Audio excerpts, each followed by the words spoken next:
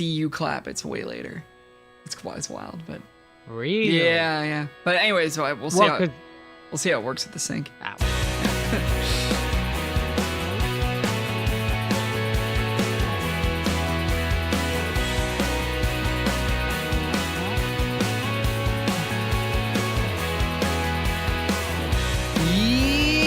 Yes. Hello. We're back. Welcome back. We did it. Back from vacay. I was out in the back country of Algonquin Park doing a little camping excursion. So How did it go? It was great. Man, it was so Did you good. get rained on a bunch? Pardon me? Did you get rained on a bunch? Yeah, it was rainy and cold, but I mean, we were prepared. We had the right gear and the right equipment, and I brought a warm jacket. So yeah, it was really great to just decompress and like clear the brain out, like not looking at social media for several days, and then getting back home and just I felt very fresh when I got back to working on stuff. I felt like I had a lot more to give, but it was a great trip because it was also, we were very active. We were hiking from campsite to campsite every day, right? So oh shit. So it was like what's that called again? Backpacking. There's a name for that. Yeah. I mean, there's portaging. Right? There's portaging. You don't have a canoe. We didn't have a canoe, but yeah. So that's what we did. Eastern Pines Trail in Algonquin Park. So, anyways, I skipped the intro. Welcome to the Music Guy Podcast, episode 45 here. We're talking musician traps today. This is going to be pretty fun. My name's Al. I'm a music guy. I play guitar, I sing, I write songs, I make records, and I make podcasts also.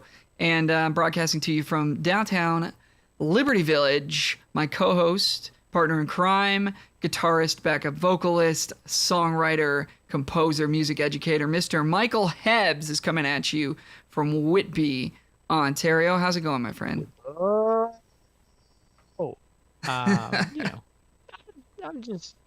I have a gig on Friday. I'm getting ready for that. And then I have no gigs forever, and I'm not ready for that. So who are you playing with on Friday? With Chris. Oh, nice. The Winding Roads Fest. Chris Barclay. I think.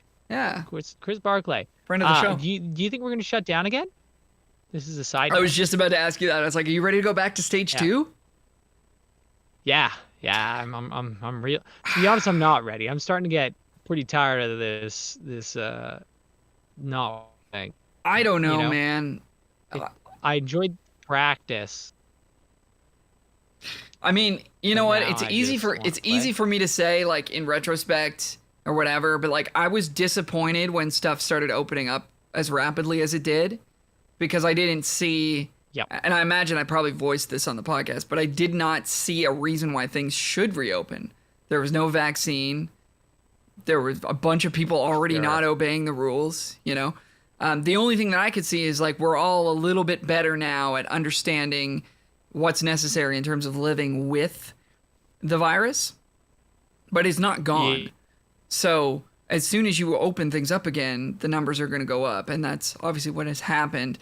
So the question is, can the country afford to stay to not be open, or is it worth more to stay open than human life is worth? And that's kind of a question that disturbs me a little bit. I think that's what they're saying. Yeah. I think by reopening and knowing like, like this is maybe like it's not ideal. I think they're saying like handle to not reopen. But what happens when, we go back to stage whatever, and then it's like restaurants are going to close at all. But I don't know. It's interesting. They're already talking about it. Schools are we went from like 120 cases, per day to like now we're at like 300. Well, I mean, I don't know if anybody thought that the numbers were not gonna go up when all the kids go back to school, Yes. but obviously that's what's gonna happen. And kids are pretty darn good at spreading disease. Plus, like adults are. I mean, I was saying to some of my students, I was saying like, I bet you guys are way better at wearing your masks than us adults are, because we're just horrendous. Like I see, a lot of people just disregarding and like. I mean, I can't tell you how many times I've left the house and be like, oh crap, I forgot my mask. I mean, I go back and get it, but like, we're just so bad at it. But I feel like kids are so, maybe I'm, they're like optimistic. They're driven. They want to do better.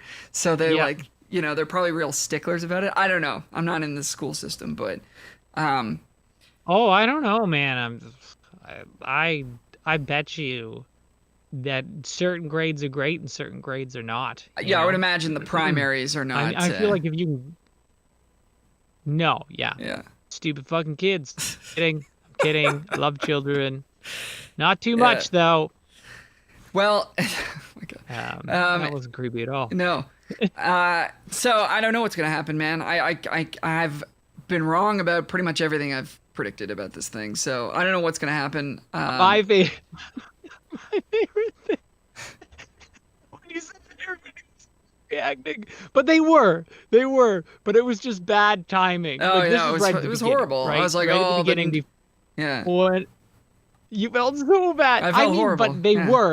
But they were stirring it into I think the thing that maybe you were saying, in hindsight, the true part was that the media was kind of, they had a boner. They're like, ooh, this is another thing that we can, cover and like, make people scared of. And it's like, I don't know if they were doing it for genuine, like, we want to make people scared so they take it seriously. It was like, oh, ratings, See, lots of like clickbaity shit. Yeah. And stuff. I didn't like it. Like, see, I assumed that was the case, but I did not have my facts.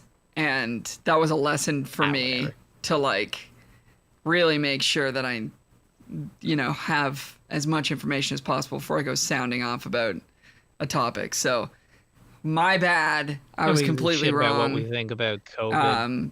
No, I don't know. I feel like nobody gives a shit about what we think about music either. So. But anyways, man, I mean, if we, like, I think if we go back to stage 2, I think that's a good thing.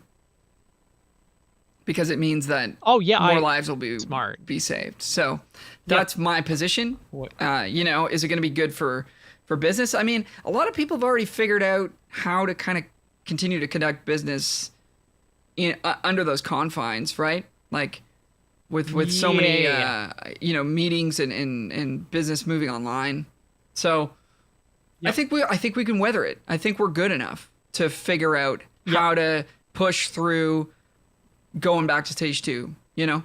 We can figure it out. What is the difference? We're smart. You can't hang out with as many people? I think it's the numbers go down in terms of social gatherings, and like I'm not sure if it affects certain businesses being open or closed or not. See, this is me not having my facts. But look, we're a strong, smart group of human beings in this country. We can figure out how to conduct business and make money and get by, and we'll get there.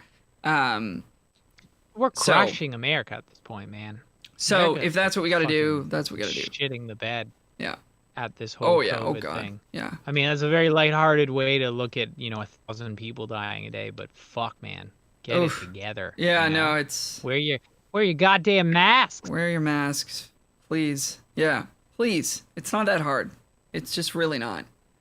And it really is. It's not an infringement of your freedom. It's like, would you hold the door for, an elderly person, or maybe like a nice lady or something, or like, as you're going through a doorway, would you hold a door for somebody?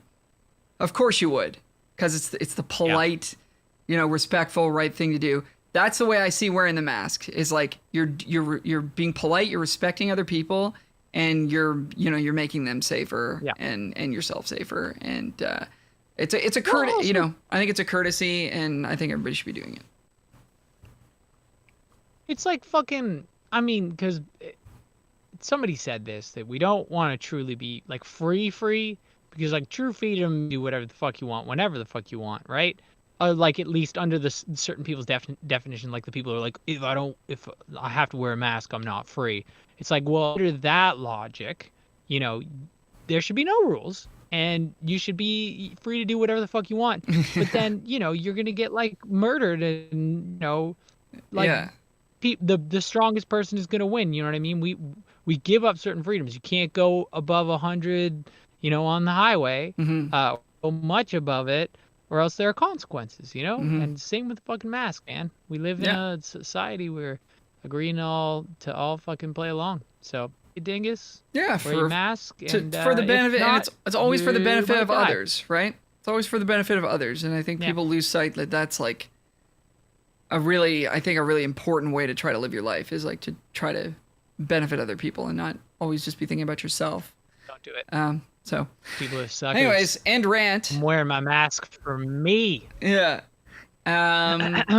So Let's get to before we get to the main hand. topic here, got two things. Number one, submit some questions, folks. If you have a question and you want it to be answered on the show, we will answer a question every week from our awesome listeners. So please submit one, and we will answer it. We're not going to get to one today because we have a lot of ground to cover here, but please do submit the questions and we will hit them up. Number two, and we will be getting to this today, is our song of the week. If you have music that you would like to be featured on the show, submit it to us at musicguypodcast@gmail.com, or connect with Mike or myself over social media and send us a whatever you want. MP3, SoundCloud link, Wave, FLAC, even. FLAC? Yeah. What is FLAC? I don't know. Tell me It's an FLAC. it's an audio format. Yeah. I think it's like, isn't it one of those lossless ones? Yeah, I think it is. Yeah. It's like an Apple one. M4A. Yeah. M4A, I get those from my phone. So Yeah, it's like a voice I note don't know thing. what they're Yeah. about. Yeah. Yeah. Just don't send us And it's a anything in JPG. the. I mean, What's that? JPG. What else do they have? These are image files. I'm Yeah, just being this an is idiot. different. Yeah. So send us your music, and we'd be happy to play it and give you a shout out if we think it's good. And yeah, we would love to support people making great original music in Toronto and Yeah, get the word out there. and around and all over the world. So the world, man. yeah. Okay, so we're talking musician traps today. So this is just a few points that Mike and myself have come up with. And when I say traps, I guess I kind of mean like, would you say like pitfall? Is that a good way to describe it? Stuff that can kind of like, Yeah, it's like things that. that might like lead you astray, Yeah. you know, or It's stuff that you're gonna do. Like Yeah. you're gonna fuck up one of these. yeah. You know what I mean? Oh, But it's man, like, and, fuck like, up as I've- little as possible. I've made most of these mistakes. Yeah. So just sort of common mistakes that Especially seem. the drugs. You're really into drugs. Oh yeah, now? yeah, yeah, Way into drugs. yeah. I'm into social media, I man. mean, That's a Caffeine drug. counts. Yeah, caffeine. You know yeah. what? Instagram doesn't work very well on my phone anymore, so Oh, I can that's- only do it on my computer. Oh, that's good. And so it's a blessing. Yeah. But So you know these are mistakes that maybe like seem like good ideas or are presented to you in a way that's like a good idea or something you should be doing, and in our humble opinions are things we would look to avoid, or at least consider strongly before jumping into. So number one, I don't know how many we have, but anyways, here's number one. And speaking of Instagram DM us for a feature accounts. I don't know if you guys have seen these. I've been seeing them a lot more since I've been plugging my original stuff and using hashtags. I think when you use more hashtags on your social posts, you will attract accounts like this. And, you know, I've messaged a few of them back, and then they basically go, well, here's what we'll provide. If you send us $25, we'll do a story post. If you send us 50, we'll do an actual post. If you send us 100, we'll do maybe 2 posts and we'll tag you in something. And if you send us this much, we'll do this. And it's all just sort of ways, you know, to promote your stuff. And these are accounts that have, I don't know, between like 1,000 to 5,000, maybe 10,000 followers. my and please, if you want to correct me if I'm wrong here, but I'm gonna go out on a pretty easy limb here and say that a lot of those followers are either not real or not super engaged. And Yeah. I think that spending money in this way is kind of a waste of money, and also is going to give you like a false sense of progress. You think that you're putting the work in, but really you're just sending money to an account that's, themselves not really doing any work. They're just like Yep. DMing everybody who puts the hashtag music, like, you know what I mean? And they're not seeking you out specifically and saying, really think No. your song is good because of this or because of this. They're just like, OMG, you're so awesome. Fire emoji, fire emoji. DM us for a feature. It's like, so I'm sure Yes, like, queen. yeah. So I'm sure like most people listening are probably already onto this. But I would say services such as these, or anything that's going to artificially inflate your numbers, either like on followers or likes or Instagrams or plays on Spotify, or, like the first band that figured out how to hack MySpace and give themselves 1 million plays, like maybe they got something out of that. But I think that if you're trying to impress, listeners and or industry people, like people can tell when something doesn't smell right, when it's like kind of phony. And I think the most effective way to grow your brand and your music is to make actual connections, be they digital or like in person, even more importantly, with fans of music, and actually build sort of, one-to-one relationships with people who want to support you and or want to work with you. Well, so, you'd say that it's all about the fans, that it's only about the fans. I know a website. It's only about the fans. Only.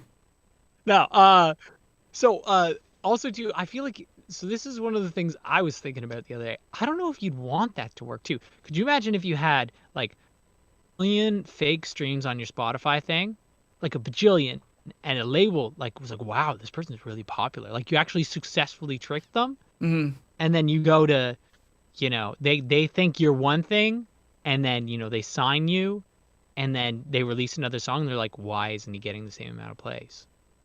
You know what I mean? Like this wouldn't happen. Like no, you would they never wouldn't fall for the trick. But if they fall for the trick, if they fell for the trick, I think I think it wouldn't work out for you. What you're saying is it's not sustainable.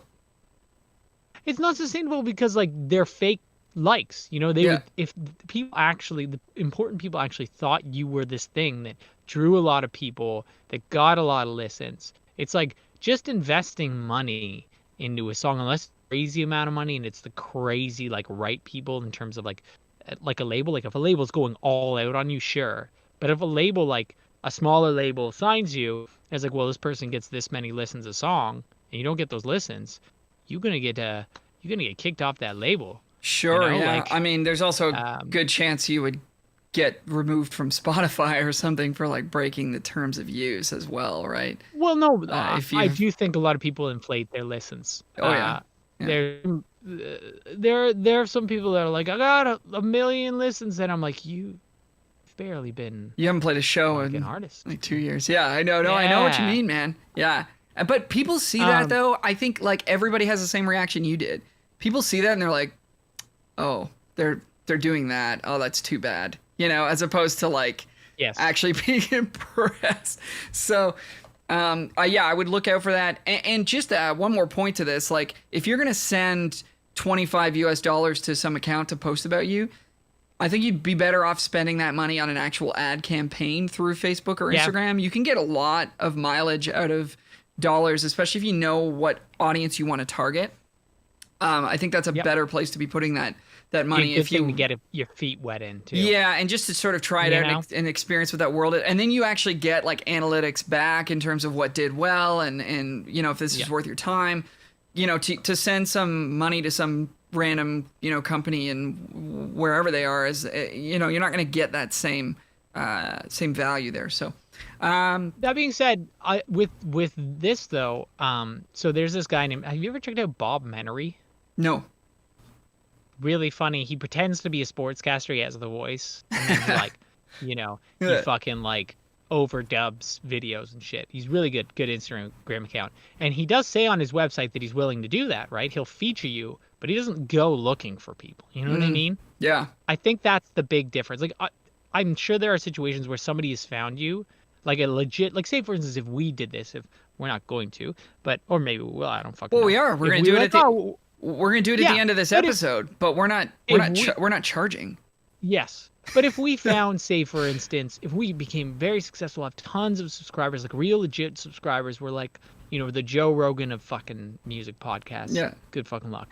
But, potentially we could do that. We could offer that service and say, for instance, we find really cool musicians and then we do this. But I don't really think they go find them. Usually it's like they offer the service, and if you subscribe to them, like I guarantee you there's an amount of money that you could pay a successful podcast to put you in one of their stories. Yeah, well, that's I mean? that's how a lot of podcasts do make revenue, right? Is they have advertising packages. But I mean, I think the difference here is like if it's a big podcast with big listeners, like you can choose. Like with a big listenership, I should say, you could choose as a fan of that podcast to be like, I think that the people who listen to this are going to have the same sort of sensibilities as me, and they'd be into this, thing, and I want to advertise it here, and this is how much we're going to pay. Like that's like it's an ad. Yeah. Yeah. Like that's an ad campaign. That's way different than like some random Instagram with like 1,000 fake followers being like, we'll feature you for $20. It's like, no, And also too, it's like it's always like I post a guitar video and it's like the name of the Instagram account is like Guitar Shred World. You know what I mean? It's like so blatant that it's just like they probably have like 50 of those accounts. Yeah. And just spam it. Totally.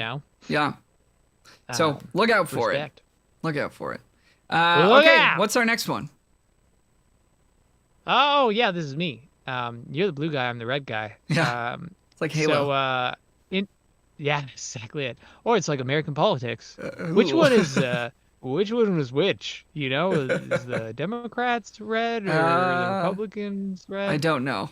I mean, okay, it doesn't matter. Yeah. So this is one of the ones that I was thinking about, and I'm so fucking guilty of. All of mine are just things I'm guilty of.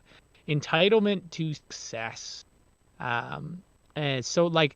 The idea is you reach a certain point that you've been in a career for a while that you thing, you know what I mean? Or like, not even for a while. You could, be fucking a young hot gun, and think that you're the shit, and think that you deserve success, and be almost like not in a like positive way, like in a negative detriment. It's like, maybe you can say we all deserve success if we meet the requirements for it, which is true. But to meet the requirements for it, like the thing that I put in brackets is set in ways, So there are some people, myself included, who I'm sure there are reasons why that if I fix those reasons, I could achieve a higher level of success. You know what I mean? I just think that entitlement is a lot different than like. You get into a lot of trouble when you think, well, I'm just fucking great, and it's gonna work out for me, or the world is unjust.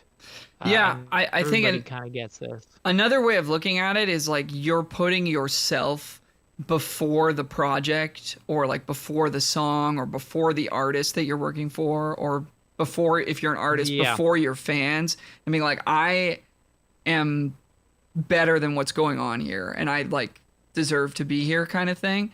And I think it's really easy to and maybe you're not thinking of it exactly that way, but I think that is really what you're saying. If your attitude is like, I'm the best, of course they're going to hire me.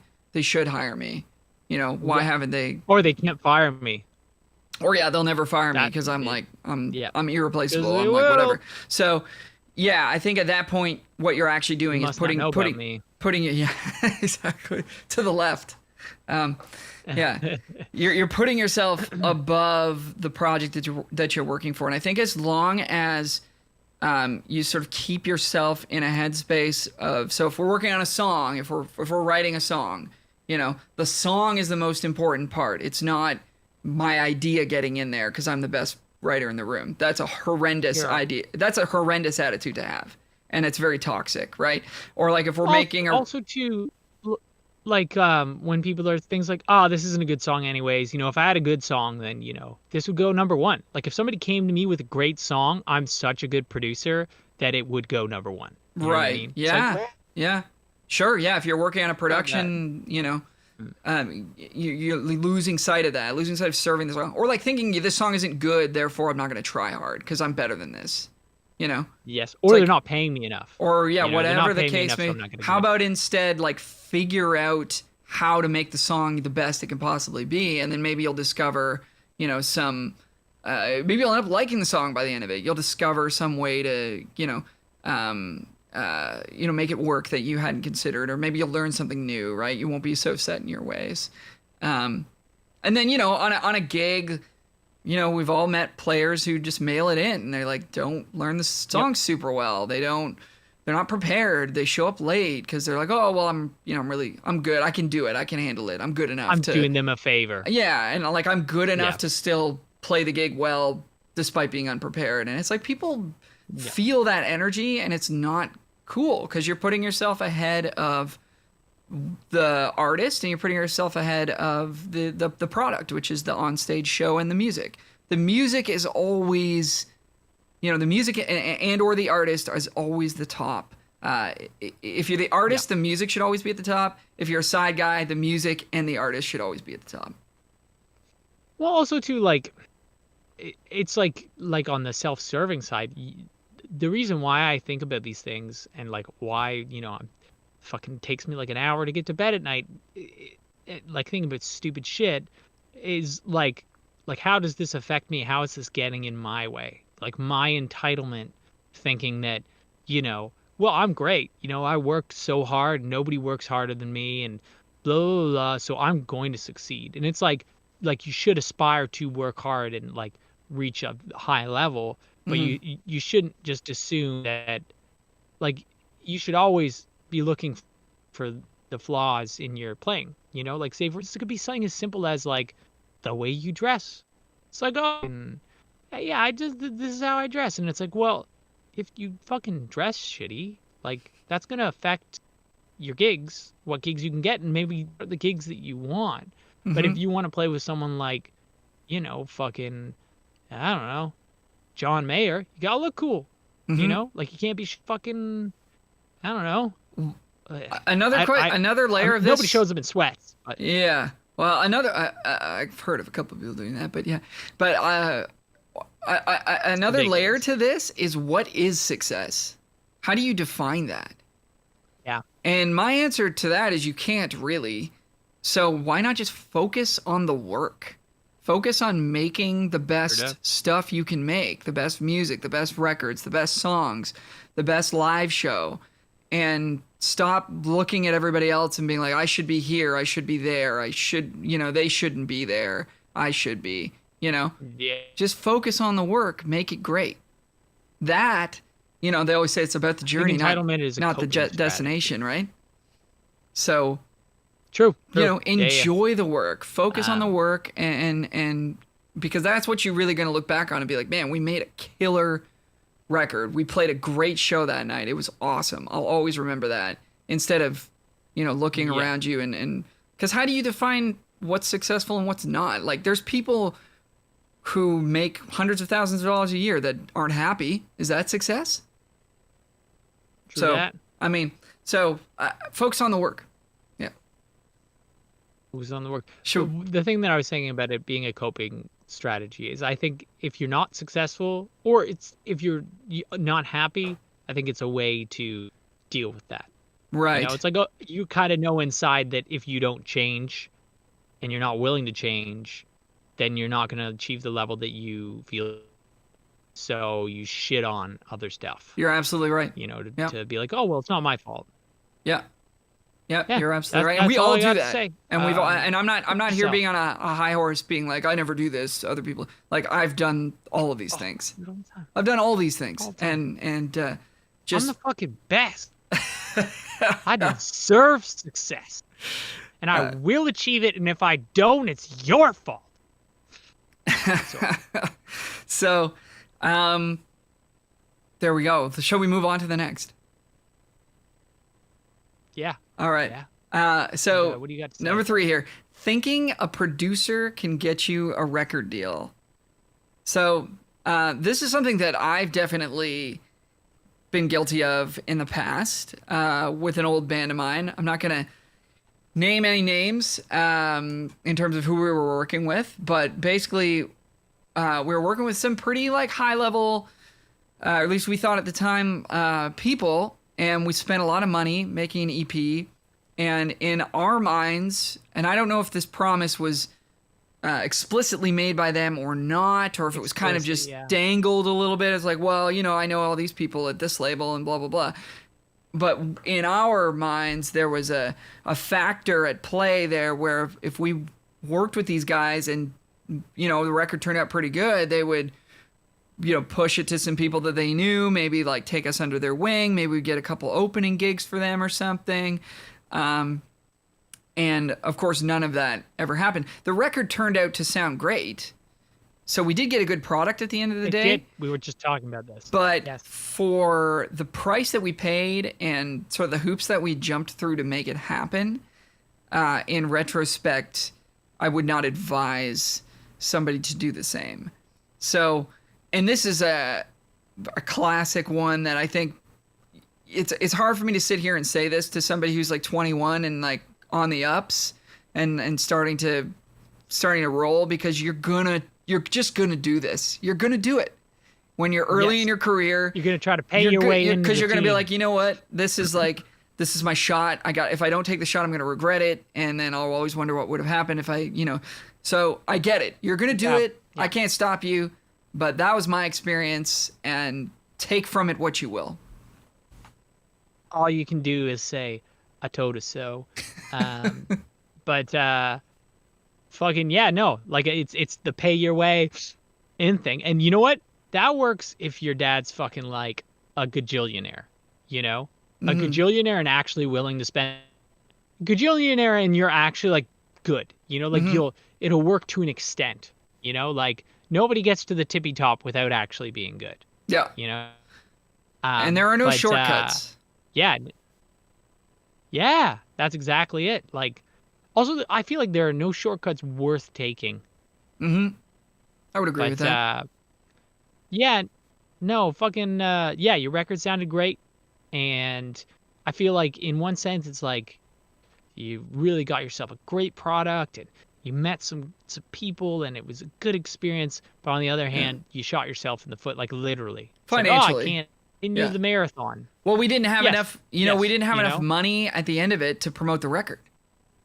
Like we ran out of budget. Yep. Because it ended up costing more than we thought it would initially. And then we actually couldn't really make a good push with the record. Whereas if you think about where you're at as an artist, spend an amount of money that's appropriate to where you're at, and then budget even more than that to actually promote the songs and the CD or the whatever it is.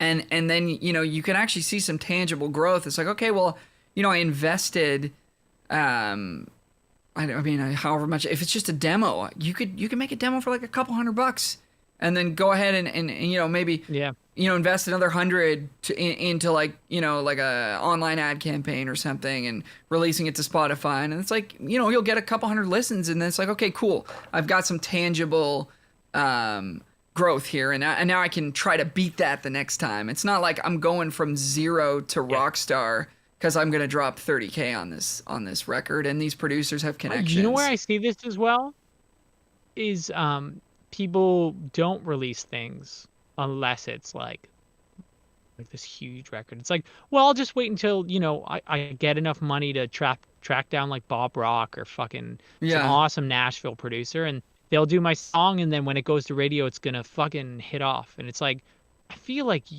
got to have a bunch of releases before anything reasonable happens. Like, I mean, extent, I think now, because think about back in like Led Zeppelin times. That's a time period for some reason. The before times. Yeah. You know, if a record label fucking wanted you to hit, you were gonna fucking hit off if you were great. You know, Hmm. like if a record label wanted to make you famous, there's a lot of power I think too now. But there's so much music now. Yeah. You know, it's kind of a shot in the dark. They don't know what the fuck's going on. I don't think they have the same power to for that, you know. It's true. Getting You're noticed right. doesn't Even if you did have the perfect uh in with a label, it might not bear fruit for you. But I yeah. mean, I just I would yeah. really caution people because there's so many producers out there is like, oh, I used to play in this band, or I produced this band or that band, and they were super successful. Drop them names, And baby. and I mean that's great and everything. Just don't go in thinking that producer can make things happen for you outside of the studio. That's what I would say. And like the Agenda guys and Yeah. myself, like we don't have the track record that obviously that a lot of other producers do necessarily because we're a relatively newer enterprise on the scene, even though we've been at it for several years. Are you guys like a registered business yet? No, no. But Oh, I'm so my point excited is for that that we day. don't make those promises to people. There Yeah. is not Yeah, even yeah. a scent, like a whiff of possibility that we're gonna like Yeah. take somebody from zero and get them on some big show or get them opening for like one of the artists that we work with. We never dangle that. And all it is just like, Yeah. here are the projects we've done, so you can hear them and decide if this is like a worthwhile thing for you in terms of, do you like how this sounds, and do you think you're going to But get a you good can't product help from us? if an artist just thinks that. You know, like since you do produce this big artist, people are gonna come to you and sort of be like, well, maybe I can get in with that artist. You know what I Yeah, mean? I mean, and I'm And not saying like you don't it's deserve. like it's a both ends. Yeah, I'm not saying you don't deserve notoriety and credit if you produced a hit record. Like that's amazing. You were a part of that. But Yeah. just Yeah. if you're somebody Don't looking for a use it. producer, like make sure that you're being objective about how the record sounds and like if you think that they're going to get the best out of your music. Don't immediately jump to they produced a hit with this artist, therefore maybe I could get a chance to open for them, or like maybe their label will listen to it or something. Just get all that. And again, everybody's going to do this. I can't, like, nobody's going to listen to me, but Yeah. Yeah. But some people might do it in a lesser sense. just You know, think maybe of it. Just maybe they won't consider the actual spend so product much that you're money. paying for, which is like the record that's Yeah. being made. Is that congruent with your sound? Is there going to be a good product at the end of it? Try to minimize all the other noise about, thinking you can get famous overnight because of who you're working with, because it just doesn't. It Yeah. just doesn't happen that way. Well, because you can spend so much money on a song. Like, I mean, you could spend $200 making a song, or you could spend like what is the most money you think a song would cost if you fucking literally did everything? I'm not talking about promoting. I'm talking about just recording, producing. You got the best session players. Maybe you got the best session players, and then got more session players to do more shit, and then got the best mixer. Like Oh man, 100 grand, 200 grand. Oh, I mean, I was gonna say 15 grand, but I mean, you I can don't spend fucking as know. you can spend as 15, much I don't money as think- you want, but That's what I'm saying. Yeah. Like you could literally bankrupt yourself. Yeah. And also too, you're the fucking weak link. If you've never released a song before, like unless you've written 1,000 songs, you're gonna work with fucking the best producer like out there. yeah, You think that's gonna fucking work? it doesn't make any sense. No. Yeah, and we've beaten this drum many times before, but like find Yeah. people around you that are at a similar Good drum level beat. and that are hungry for it and want to work hard, want to make the music sound great, and that you can afford reasonably, Yeah. so that you're not bankrupting yourself or taking out a huge loan, and just build it, man. Build it from the ground up. Your early fans, build it, your early will fans that are your first major supporters are not going to care who produced your record. They're just not. that. They're going to like you, and they're going to like the music that you're making. and you could have made it in a garage, or you could have made it at $1 million studio. It's not going to matter to them. So as you're building that early following, and I'm saying early, like the first like handful of years probably of trying to make a go of it as an artist, you don't need to do this stuff. So, anyways, that's it. End rant. That's it. Shall we move on? So this is another one. Yeah, this is another one that you actually mentioned before, and I thought it was really funny. Thinking that you can like sell out, and that's like an option. Like I feel like this exists in other industries, and just in anything, just that idea. Even with musicians, we joke about like, oh, if we wanted money, we should just be an investment banker. It's fucking hard to be an investment banker, man. Yeah. It's not an easy career to get into. Yeah. All of that shit. To be a dentist, you have to go to school for a long time. Most people are going to drop out because they don't genuinely want to do it. Yeah. But the selling out thing, it's like, oh man, if I write some bro country, or if I write what's hot on the radio, or make myself what's hot on the radio, you know, like certain things to a certain extent, I think you can like almost like sell out on.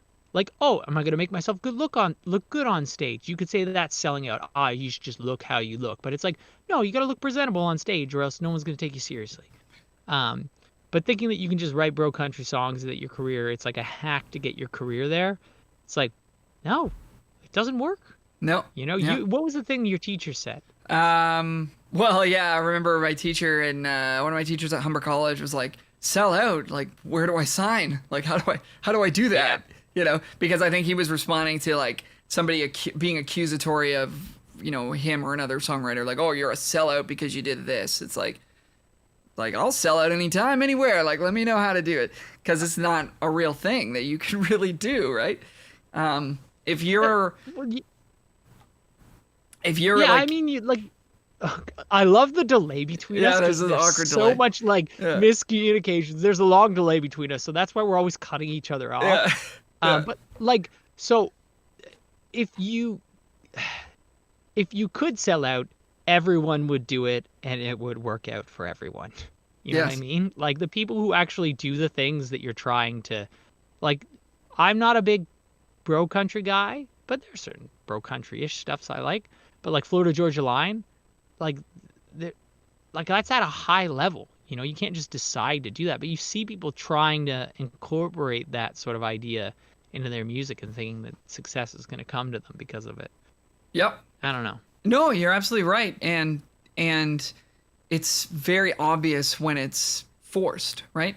People are very good at deciding what's genuine and what's not genuine. In terms of, if you're just hanging out with somebody and they like feels like they're phony the whole time, you're gonna kind of go home and say to your partner or your friends or whatever, you're like, that guy's weird, or like, you know, that person is you know, that feels like that person is just like, you know, super phony the whole time, you know. So you can tell, if you can tell that in like a social situation, when it's enlarged to like somebody's presentation of themselves as an artist, like if it feels phony, it's gonna feel really phony. And then what you see happening is people saying, well, you know, I'll just beat this this bro country drum because that's the way you get there. And you know, then it comes across as it's not really about the music, it's just about how to get there easily and quickly. But then you see these people also realize, oh, this is actually really hard, and the bands that are successful at this are really good. And then they kind of get trapped in this path that they've now set themselves on. It's like, oh, I'm gonna be, depending on how deep they get. Exactly. And then how many deep fees they get, leather vests. Yeah, you keep doubling down, and then you lose sight of that, like maybe that thing that initially was actually kind of working for you, like your actual authentic sound, which is a super hard thing to find. So I'm not trying to make it sound like it's easy to just know what your authentic sound is, but I've definitely seen that happen where people get further and further away from themselves because they try to go down this road, and then they realize, oh, actually, like this is actually way harder than I thought, but I'm gonna keep persevering at it, you know. Yeah, well, you're stuck. I mean, if you were a bro country guy and your real thing was like, oh, I want to be like Eric Church, those are opposite Yeah. endeavors, like not opposite, but they're different. And then there's just And those. you just spent all that money on those tunes. Yeah, that's true too. Those bro Yeah. country tunes and money and time, and like maybe you build fans who actually like it, because it's probably not going to be that great because you don't genuinely like it. You know what I mean? You probably don't listen to bro country a lot. Yeah, it's just not. It's not a good recipe for success. Yeah. And then there's those artists you see where you're just like, this is who this person is, and I'm just so drawn to that. And that always makes me so like jealous in a way, because I've had such a hard time like figuring out where I fit, I feel like, in just life in general. And because you're a side guy too. Yeah, and I do it all. And I see an artist, you could make any record. like, I mean, like even like Abby, for example, who we had on the show, Abby J. Hall, like many episodes ago. It's just like, this, not only is this music great, this is exactly who you are. And this is so awesome. Yeah. To watch this and listen to it. And like, it just felt so genuine and honest. So I'm a fan of you, Abby, in that respect, and many others. But so I think that's all I have to say on this one. Yeah, I think that it's so much more fun to work with someone like that too. Mm-hmm. Oh, you know what? I do have one more thing, actually. So if you're looking at somebody like, if you're modeling your music after somebody else who's been successful, for example, Florida Georgia Line, if we want to keep going with them, like, no matter how good your music is, you're still going to be a worse version of them. So why is anybody going to listen to you when they could listen to the real thing? Also, too, you don't want to, like, because you can be inspired by stuff. But I feel like the genuine inspiration. Yeah. Like, what do you listen to? Try to make stuff like that. But inspiration is not the same as deliberately trying to like reverse engineer what worked for this person and like do it for yourself. Yeah. That's like it's like paying your way and say, for instance, also it's like tricking your way into success. There's no fucking shortcuts. Yeah. Can't anybody. Yeah. All right. What were you about to say? I don't know. I'm ready to move to the next. You ready to move to the next? Oh, this one might be controversial. Oh, this one might be controversial. This might be a hot take. Okay. We like this place, but I talk a lot of shit about it. Yeah. So, musician trap number 5: thinking you need to move to Nashville to be successful. Or LA. Or LA or New York or anywhere else. Yeah, that's fair. So I'm gonna make one caveat here. Right off the bat, if you live in a small town and you're somewhat isolated from a music scene, then I do think it would be a good idea to move to a city that has a scene going on. But if you already live in Toronto, or Winnipeg has a great music scene, Vancouver, Atlanta, New York, like any major city, like thinking that you need to go to Nashville, and I'm bringing up Nashville specifically because so many Torontonians want to go down there and make music, and they sort of think that's going to be the thing. Again, these are all just like, that's going to be the shortcut. That's going to be how I get ahead. This is my sneaky way. My little trick. Yeah. So this is especially important for people from Canada, because where are your shows going to be, right?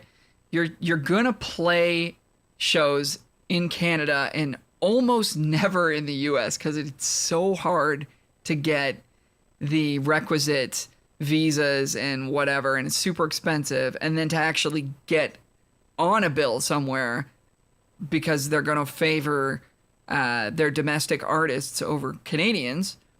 Like most of your gigs, which is where your bread and butter is, are going to be in Canadian major cities, right? So to go down to Nashville and network, your best bet is to probably network with other Canadian people who are down there, right? Which is kind of ironic to me. Like, why not just network with people who are like where you're going to be and where you're going to be playing. Now, actually, before I, jump into the other point, there's also a ton of great music producers here, songwriters here. I'm talking here is in Toronto, here is in wherever you live, if you're in Canada, or wherever you happen to be, like if you're somewhere else in the world. There's a lot of great music producers where you are, a lot of great musicians where you are, and you can build, actual roots and relationships with these people and do things, again, in a way where you're not spending a ton of money. You're not buying a plane ticket. You're not staying at a Airbnb for 2 weeks or whatever. Now, all that being said, Nashville's a great place. I've enjoyed my time there when I've been down there. There's a lot of very talented people there. So yeah, if you're going to get a good product and that's the way your record has to get done, that's what you got to do. I support you.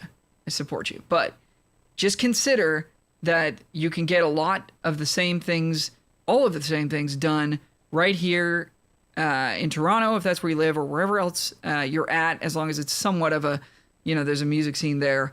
And I don't believe that you need to be going down there in order to become successful. And the final thing I'll say on this is that a lot of trips down there also just turn into like parties, right? And so you're going down there thinking, oh, I'm going to work on my career. I'm going to come back.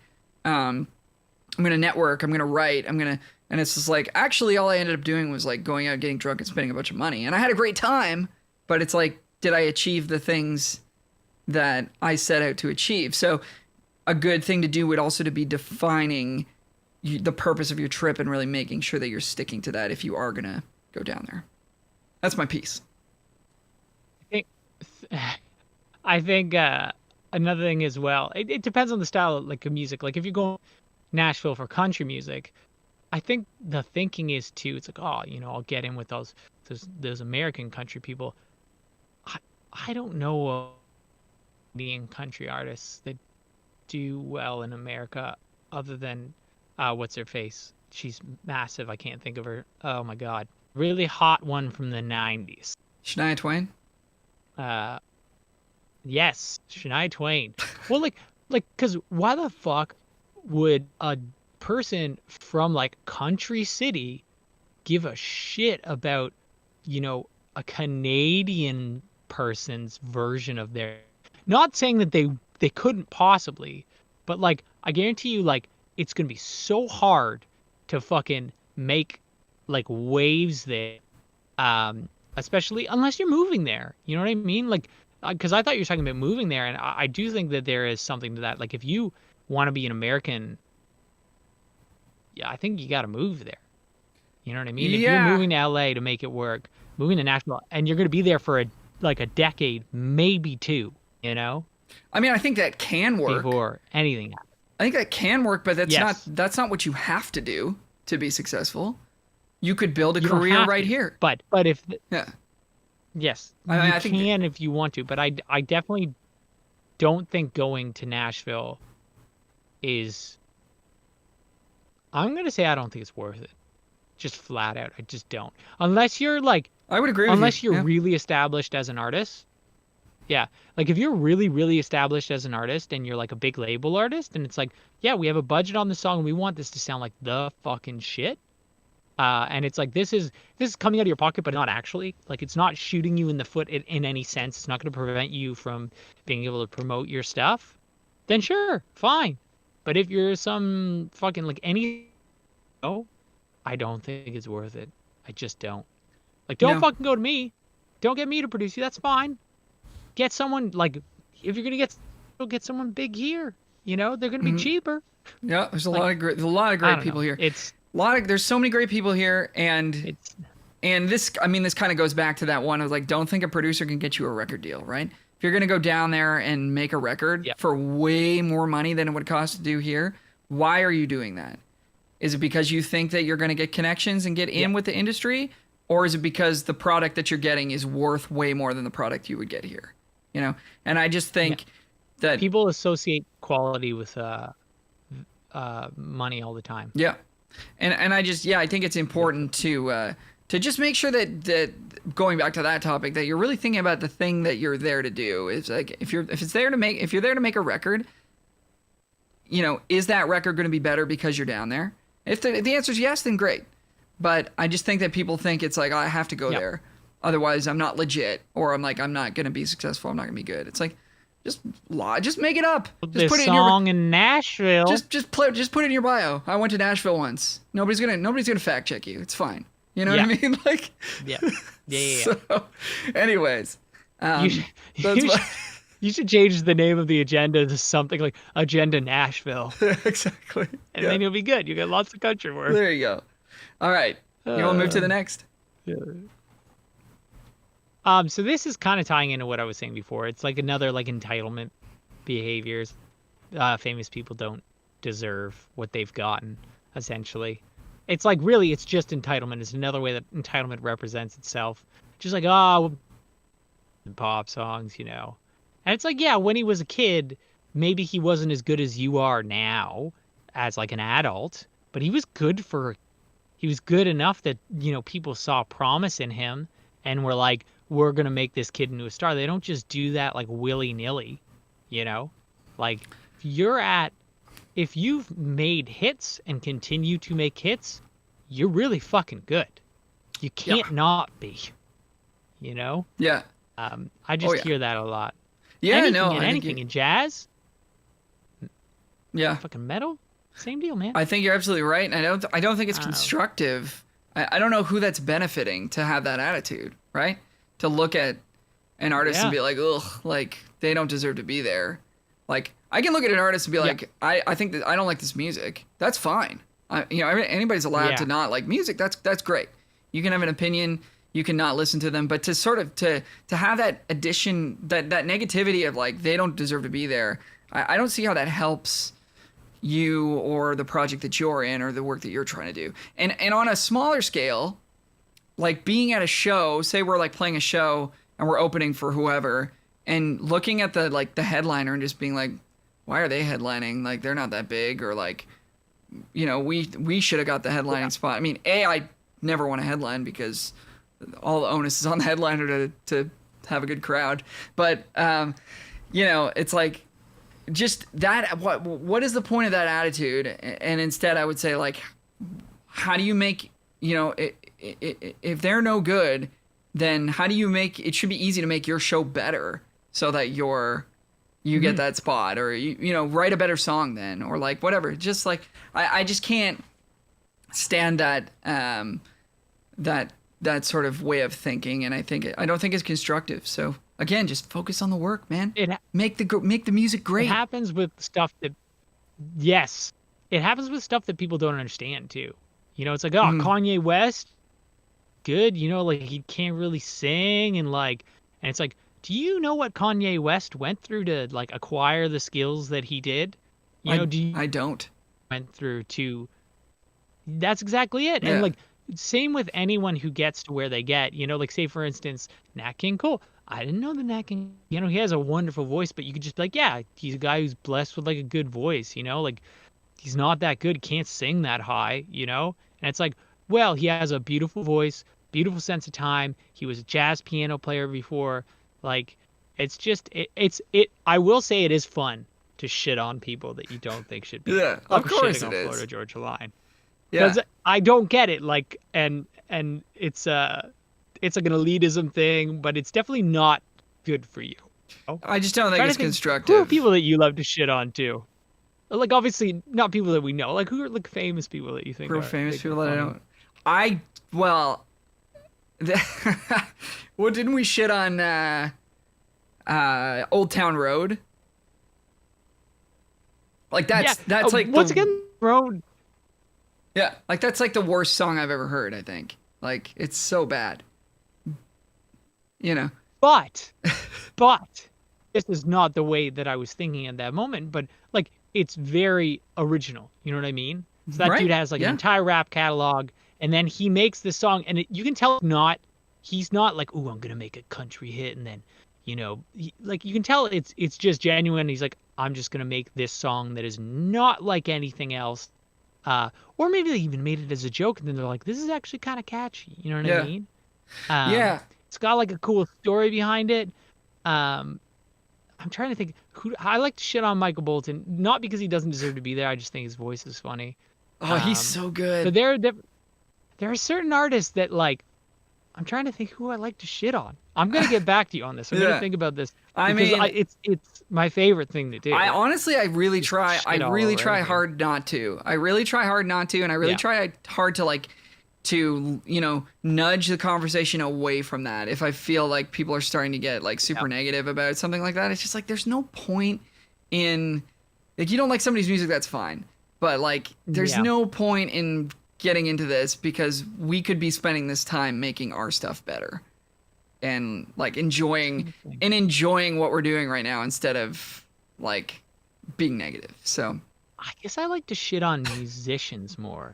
Like I don't shit on Lars Ulrich, but yeah. people love to shit Yeah, on him. people He's love the to drummer in hate. Yeah. Metallica, Santana? and they're like, yeah, Santana, sure. They're like, oh, he doesn't even know how to count beats, and it's like, well, he's in fucking Metallica, man, and Metallica was massive. You can't Still have is. a good band with a shit drummer. It's not possible. Yeah. Like that's one of the most important things. You know, Yeah. like so if he was garbage, Metallica would be nothing. Yeah. Who are people that I like to shit on though? Anyways, Yeah.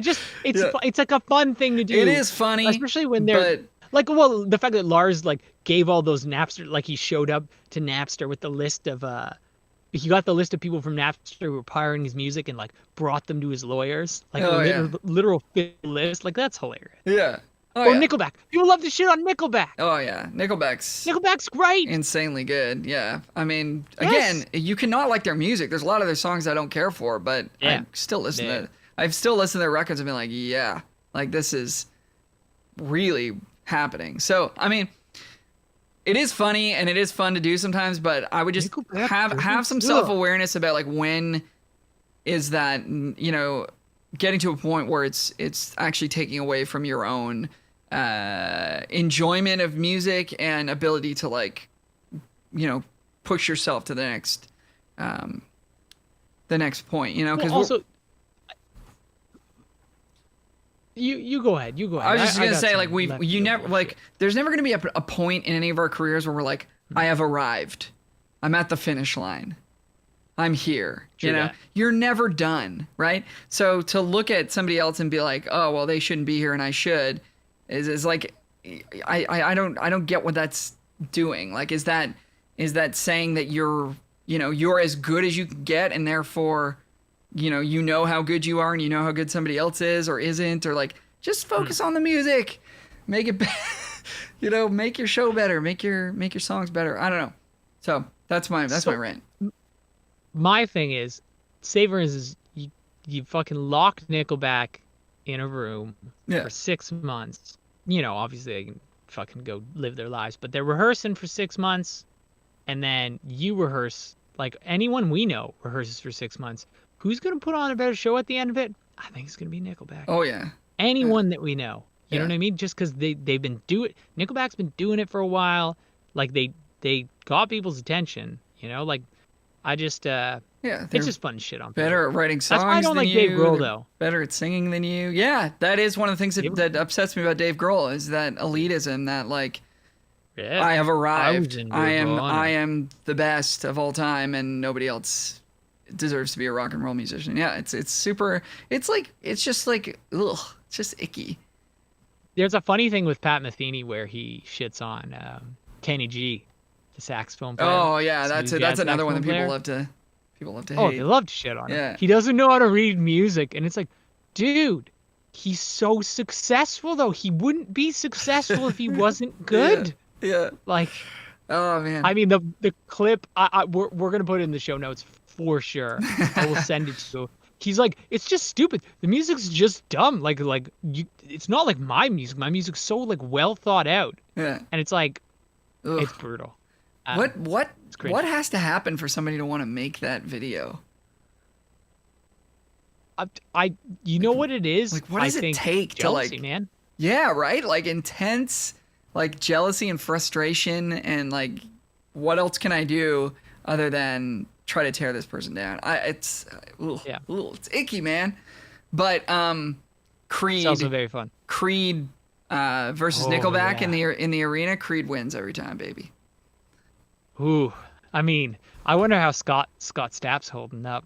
I don't know. I nowadays. don't know anything about him, Um, but Creed is really I good. know I get jacked up to fucking what if. Yeah. What if? Oh, dude. Yeah, so good. All right, next point here. We've only got a handful left to do. Artist development companies slash managers slash booking agents that charge up front. So this is another one of those shortcut things, and I've ran into a handful of these situations before. And basically, what it is there's a company or an individual who's saying, "I'm going to get you X. I'm going to get you a bunch of shows. I'm going to get you. I'm going to develop your career. I'm going to make you famous." Or I don't know what promises are necessarily being made, and all for this upfront fee, or like give me X amount of dollars and I will book you X amount of shows. And like, just this is a business model that really puts all of the power in their hands and none of the power in your hands. Because you're giving over the thing that they want, which is the money, and they have not given you anything that you want, which is shows or more notoriety or whatever, fame, glory. I don't know what it If is. they say that they're really interested in you and believe in you, though, Al? Yeah. So I mean, this That is is different. yeah. Oh yeah. Then it's no. So just be really wary about this. The way that these deals have typically worked in the past is percentage based, right? If you have a manager who's and by the way, any of these people work for you if you're the artist and you're employing them. Always keep that in mind. Your label, well, depending on how your contract is structured, should kind of work for you, or at least should be a partner with you and not in charge of you. But any of these people should be working for you, and they get a percentage of the money that you make in the areas that you set forth. So, booking fees on shows and stuff like that. Maybe they get some of your merch, maybe they don't. These are all things that get worked out in a contract with somebody like a manager or an agent. And then that way, if you do well, they do well. And if they do well, you do well. And it's a nice little sort of partnership where both sides are kind of equally benefited. Incentive. Yeah, there's incentive on their side to actually do the work. So that's what I would recommend trying to strive for. I'm not saying that the aforementioned business model can never work. I'm sure it works some of the time, but you're really putting a lot of eggs in the basket of this person or company delivering for you, and you really have no leverage to, encourage them to work harder for you or anything like that. So be very, very wary of deals like this. If it sounds too good to be true, it is too good to be true. And if you are going to bring somebody on like a manager or a PR person or a booking agent, you need to be in a spot where, you have work for them to do. Like the time that you bring a manager on is when it's like, I've got so much stuff going on that I can't handle it all and still focus on making music. So I actually need to bring somebody on, pay them some percentage of the money that I'm making already so that they can handle this stuff for me. And then we can actually grow the business as a result, because we'll have more sort of hands on the project. But if you're sort of starting from, zero or very early on, and somebody's like, well, if you pay me like $1,000 a month, I'll manage you. It's like, oh, that's very red flaggy to me. So those are my opinions there. Yeah. I mean, so all of these training ones, they sound like great scams. You know what I mean? Mm-hmm. Like if I were a bad person, they sound like really easy. Sure, they aren't that easy, but they're a lot easier than being an artist. Sure. Yeah. A lot less like the risky. DM for feature. Yeah. Yeah, I could fucking set up 50 accounts, pay to get followers, or maybe I could even get work to get like, followers that aren't really followers. They're just kind of, they follow you but don't actually engage with your shit. Um, and then, just message a bunch of people. I could probably even set up a robot to message like a macro. I'm pretty sure you can set up a bot to message people based on what hash they use. You know what I mean? Absolutely, you could. And then there you go. Or you could buy one. You probably wouldn't even bring have a ton to of money. spend the time making it. Yeah. Yeah. Yeah. So Yeah. you are taking And then all the risk as the artist in this engagement, right? All the risk is on you. Yeah. They can come back and be like, "Hey, I got you 5 shows." And the shows are all at cafes with like 3 people in there and you don't sell any merch. And then you're like, cool, I'm out $1,000 or whatever. And then you don't work with them again, and that's fine. Yes. But you're taking on all that risk.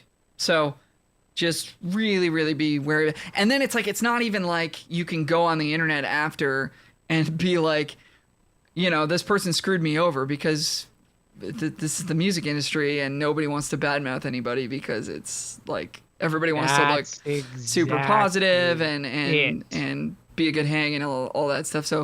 So you really have no recourse, because you're going to be afraid that these people will like talk badly about you to other people, and then you don't want this negativity going around. So you really will have no recourse if you get screwed over by situations like this. So please avoid them. The only people that are gonna know are your like your best buds and your musician close friends will be like, oh yeah, I don't work with that guy, he screwed me over. Yeah. But you can't post on Facebook like, this guy charged me this and didn't do this. Yeah. And anytime I've ever seen someone do that, I'm like, ugh. Yeah, ugh. it's not a great look. And it's not like when Walmart sells you a defective vacuum and you can like rage on the comments and like get a refund or whatever. Like that's not how this is going to work out for you. So, yeah. All right, shall we move on? Yes. This is one that I'm not the best at, and it's my own fault. And I don't even think it's because I'm more productive than other people. I think it's just I don't schedule my time effectively for fun. Work-life balance, man. Mm-hmm. Gotta have that life. You gotta have that work too.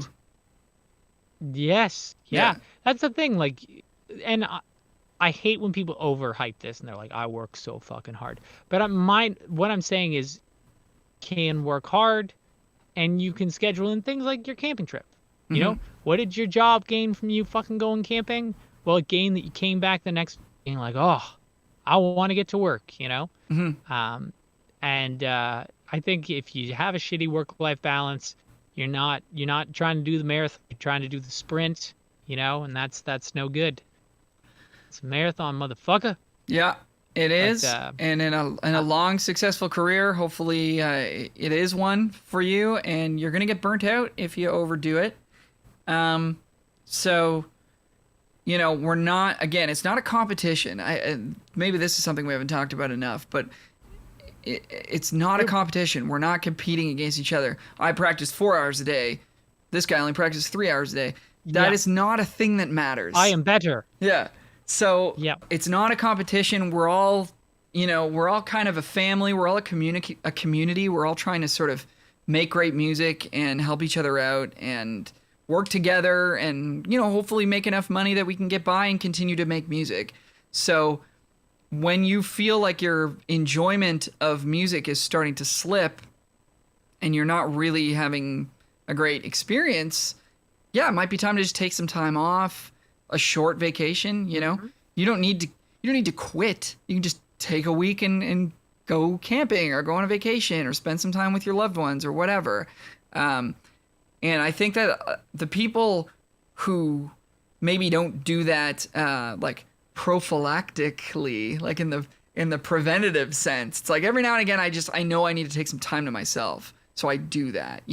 That's a good thing to sort of know about yourself, because then you won't get to the point where it's just like, I'm gonna quit music, and then you like quit for 3 months and then you come back. Yep. Like that's really bad, right? Just have panic attacks. Or So, just a little bit of time off here and there is certainly a good thing. And making sure that, you're spending time with friends and family and staying connected with the people in your life that matter to you. It has to be healthy. But too, it's going to come across. Like if you're an artist, Or if you're a fucking player and you're a crusty motherfucker because, your friend broke up with you because you work too much, or she never sees you, so she doesn't care about you, and like you have nothing good going on in your life except for your career, you're not going to be a happy person.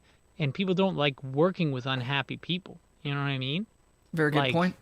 um, so, and like also too, when you're on stage, if you're an artist or if you're a player, like you're selling this whole thing, like my life's great. And like, or like, I'm an artist and people like want to aspire to that and like look up to that. But if you're like fucking Van Morrison, Van Morrison apparently is great, but he's not a happy dude. Oh, really? And when he's on stage, he's apparently fucking miserable. It's too bad. And it's like, like that, sure, he had Brown Eyed Girl, so it's fine, but that you don't have a fucking hit like Brown Eyed Girl out, like you want to be on stage and be like excited and happy to be there. Yeah. Like grateful to be there and actually pretend to be those things. I think we're all here for the same reason. That's to enjoy the work that we do. Otherwise, we would have gotten an office job, I guess, or something. Yeah. Not that that's easy to do, but like we're here because we want to enjoy. I mean, it's easy to get one. Yeah. Right. But yeah, we're here because we want to enjoy the process and enjoy the music, and sometimes that means stepping away for a weekend or a week and recharging and coming back to it fresh.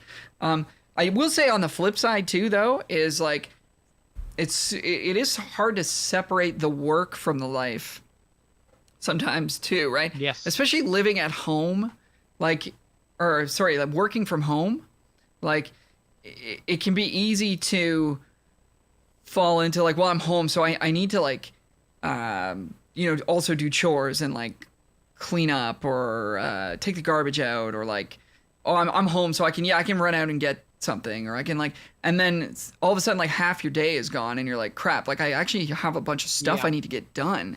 And I can find it challenging sometimes to like really set aside the time, or like answering a phone call from somebody.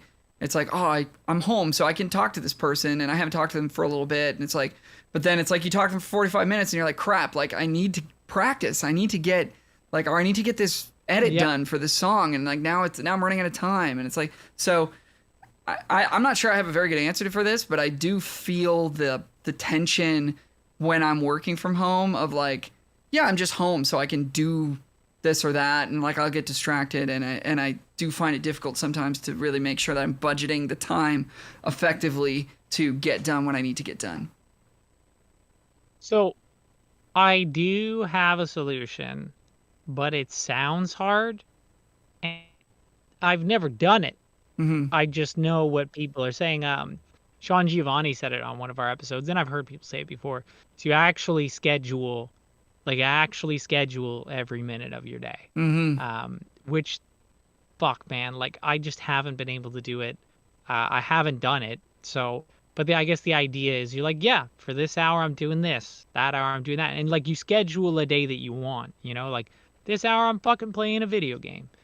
I just haven't done that. And I bet you it would fix that problem.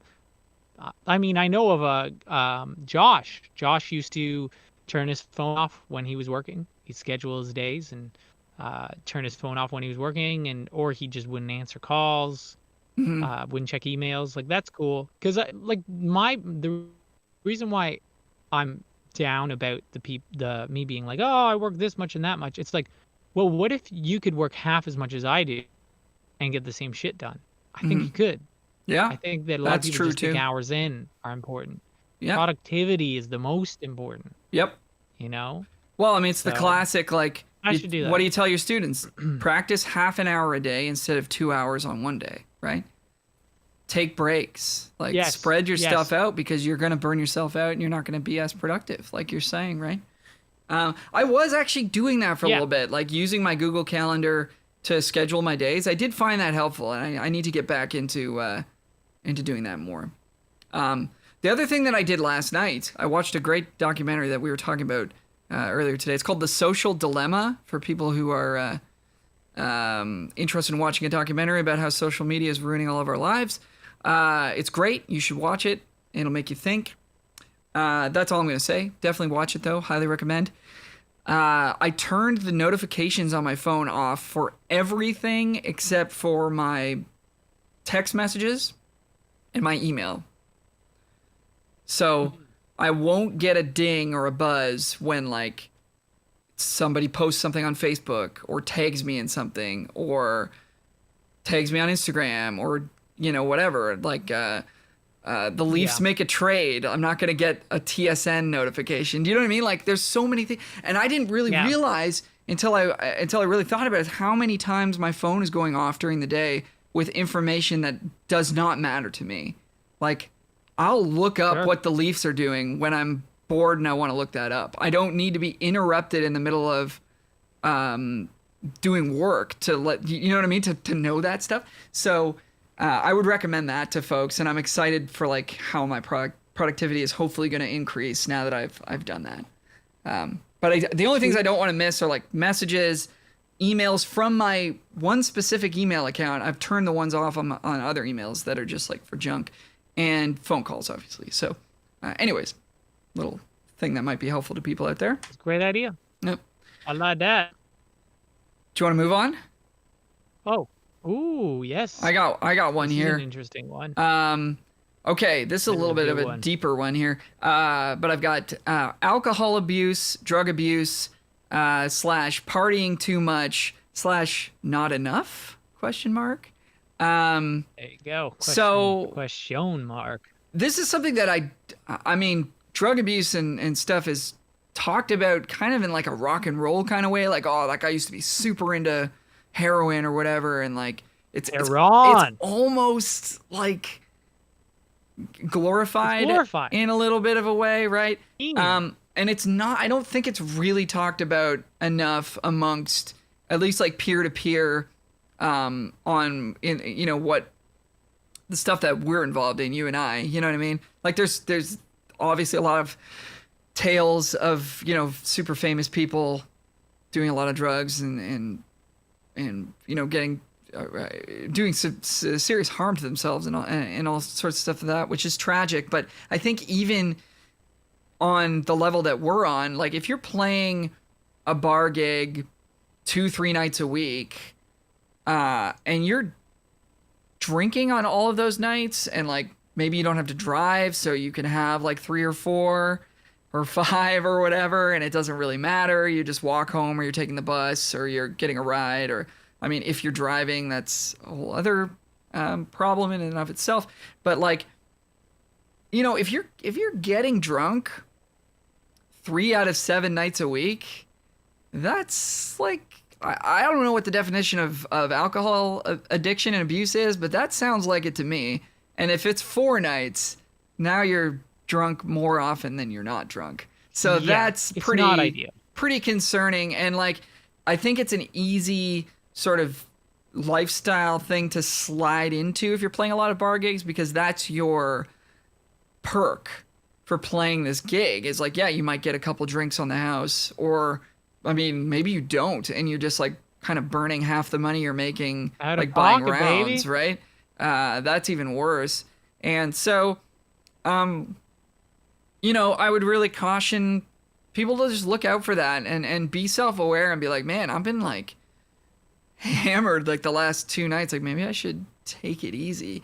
Another easy trick with drinking too, like just FYI, folks, like have a water between every drink you have, and you'll probably won't be hungover and probably won't be that drunk. So that's another thing to do. But like, it's easy to get into a culture of like, oh, we always have a shot before we go on stage, or we always have a beer after the show or whatever. And it's like, I get that there's a camaraderie there. You want to be a good hang, but like, you don't have to do that stuff. And sometimes, I've gone to and I guess furthermore is like sometimes people want to buy you drinks too,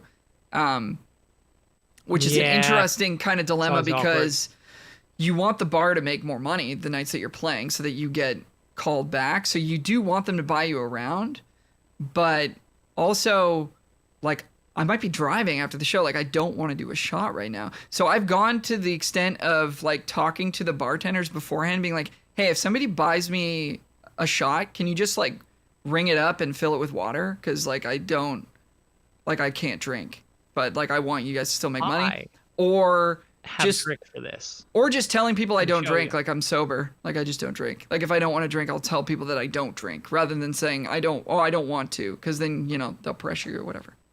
You just do the sideways. You do the sideways, and you toss it over your shoulder. Right. I've done it so much. Yeah. And it's like a little rinky-dink plastic shot. Yeah. Like it's always that. They're not gonna see it. Just fucking toss it. Yeah. Don't toss it on your gear.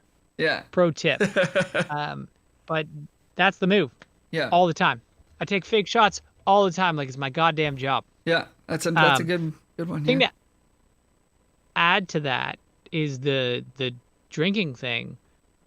I don't know a ton of people that have DUIs, but I know more than I should. Yeah. And you hear it with comedians and all that shit. They get DUIs.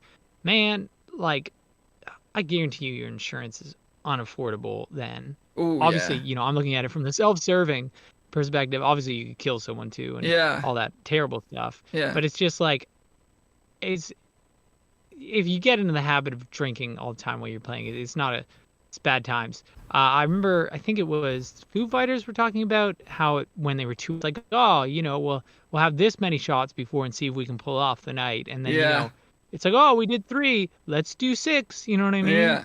Yeah, I remember watching that too. Yeah. Yeah. It's got to be in balance, right? Like, oh yeah. You mentioned the not enough thing, and it's true. I played in bands that don't party, and like that's totally fine. But if you're in a band, like if you don't drink, then cool, like be a great hang. But I've played in bands where they do party, and like, like if you are someone who drinks, and you finish the gig, and it's always just like, yeah, I'm just gonna go to bed. Or like, say for instance, you're playing a festival and all the bands are fucking hanging out. You don't have to have a drink if you don't want to. You should probably go hang out. Yeah, like, yeah. The hang and everything, baby. I put like partying too much / not enough, and it's like, I wonder if I've ever lost a gig because I didn't go to a party. And there's no way to know that, but I would suspect that I haven't. Like I think people hire me because like they like the work that I do. Not because I like raged until 4 a.m. with them and was like a piece of shit for the whole next 2 days because I felt like garbage.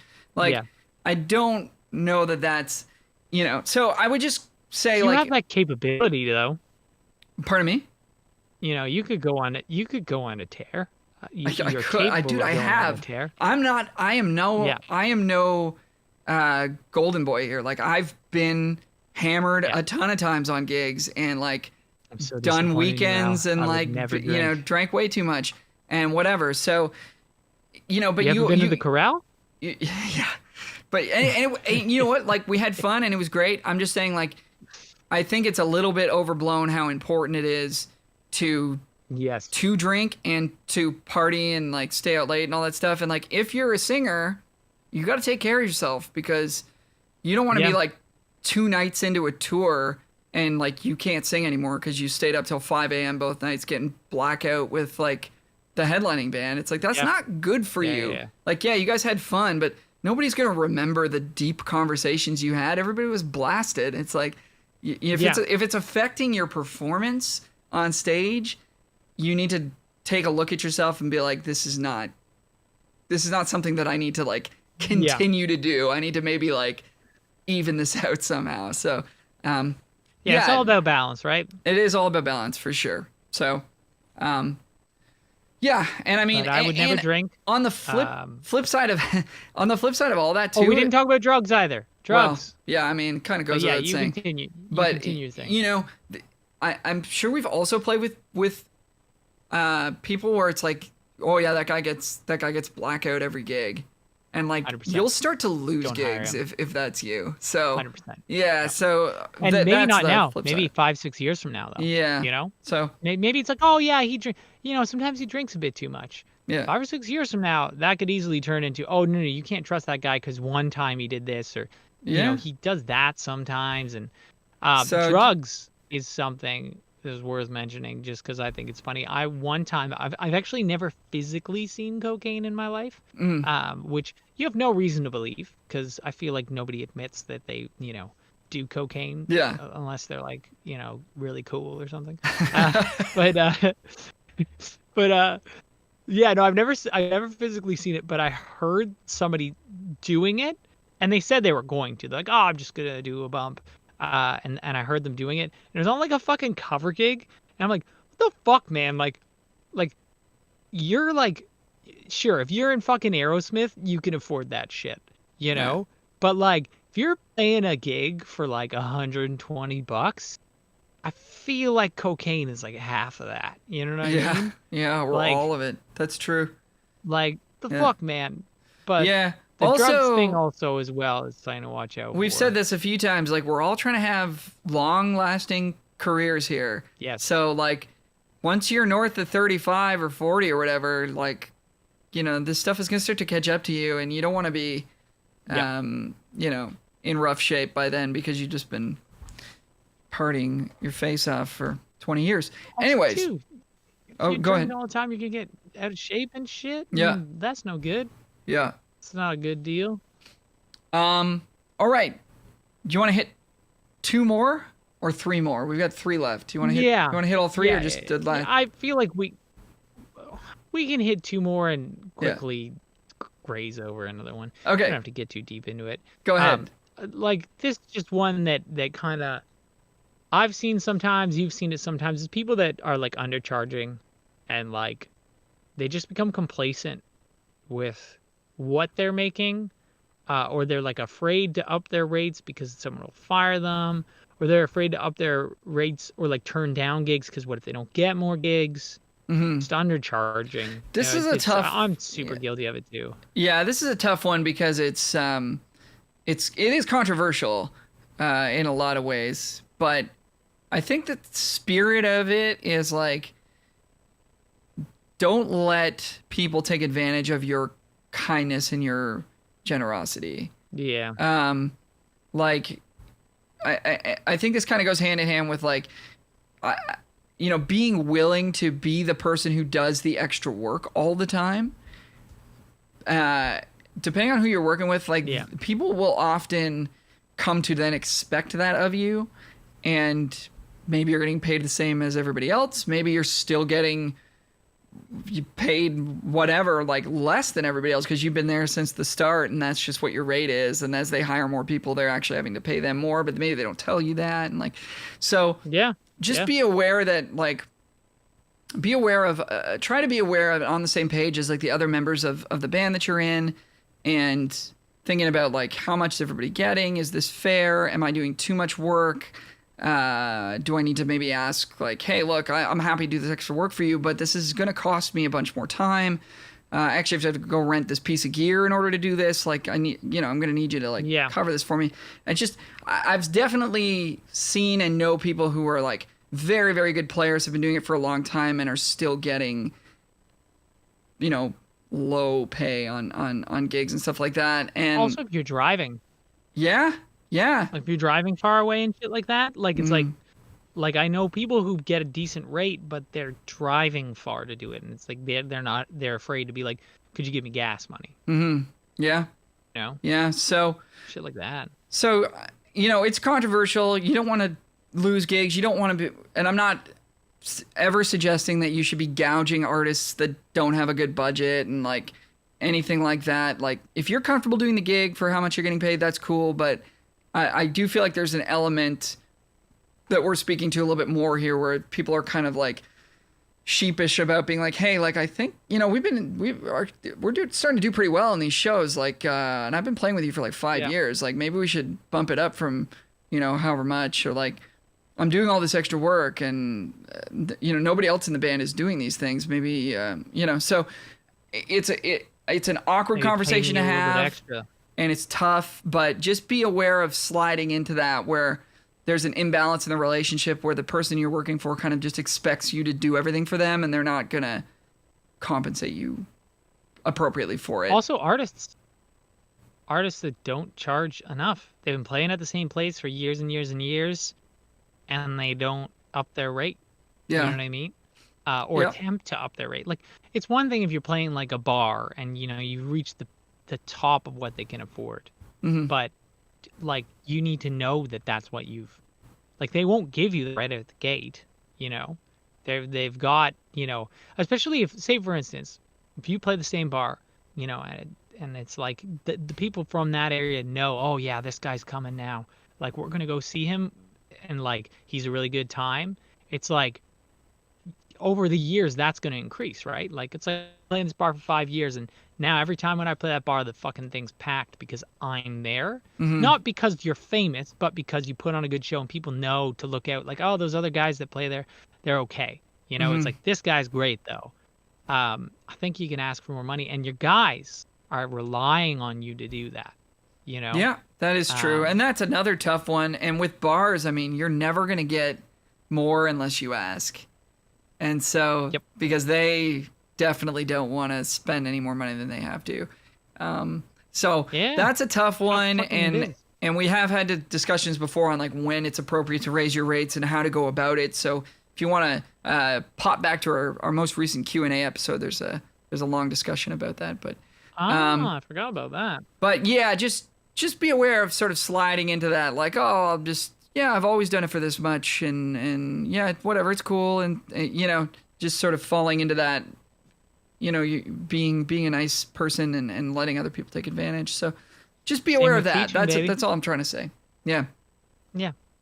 I'm not saying this happens Yeah. often, but and it certainly doesn't to me. Like I'm very happy with you know, all the situations I'm in work wise, but I've seen it happen before. I've experienced a little bit before, so this is not something that's going to happen all that often, but it's something to look out for. Don't be a bozo. Get that money.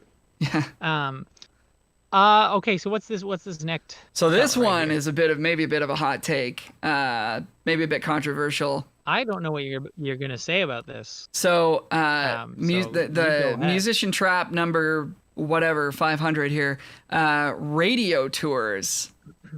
Say what So, now? Hear me out. And this is actually a conversation I won't name who it was, but it's somebody I respect greatly. And they sort of brought my attention to this. Is it me? And as soon as they said this, I was like,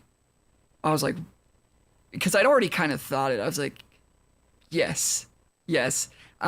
And this person was like, I just don't think these are worth it. I don't see how this is worth it. So for those who don't understand or don't know what a radio tour is, so as an artist, you would visit each station or several stations especially across Canada, where they're super far apart from each other, and visit the stations that you've submitted your music to. Maybe you get an interview. Maybe you get to chat with a music director, a program director, or a DJ or something, and like sort of introduce yourself. Maybe you play a couple songs acoustically for the staff at the station, and you get to. It's a little bit of like a networking thing, right? It's like it's nice to follow up in person, shake some hands. You know, COVID notwithstanding, and all that kind of stuff. But like the expense of doing this, because this is not a paid thing. This is all. Like you're flying or driving from city to city to set up these meetings with stations who, and I've been on these on numerous times, and I'm very happy to do them because I'm charging as a side guy, right? So I'm happy for the work, but I have to say, like after doing the handful that I've done, I don't know how much of a difference it's really making in terms of people getting placed on rotation at these stations, because I can't tell you how many times I've heard the same rhetoric from the person that meets with us saying, you know, I really like this song, but there's just no room right now. Or I really like this song, but I don't have any control over what we play. It's actually all programmed from, you know, above, and there's, you know, a lot of music came out this week, and maybe we can feature it, but I just don't know if it's going to get in. And meanwhile, like, you know, I've got my day rate where hotels are being paid for, gas or plane tickets are being paid for. This is time out of people's schedules to go and do this when they could be doing something else that might be generating income for themselves. Now, if you're getting played on the station, yeah, let's go in and do an interview and do a song. And if you're a bigger artist and like it's gonna make a tangible difference for you, then yeah. But like it's a weird thing because I don't think that many large artists are doing radio tours. And Yeah. I see a lot of smaller artists doing radio tours, and I respect that you want to get out there and pound the pavement and do that and work hard. And it is hard work. It's not. This is not a shortcut rant. This is not a like shame on you for trying to do this thing. Like this is a hard thing to do, and it's an expensive thing to do. This isn't something that you're like, oh, this will be easy. I'll pay this guy, and then that fucking works out. You know, this is not like a scheme. This is not an angle shoot. This is like investing in the single and trying to make it work. I just don't think it's worth it, man. That's all I'm saying. That's all I'm saying. Now there's probably like a tier of artist where they're just on the cusp.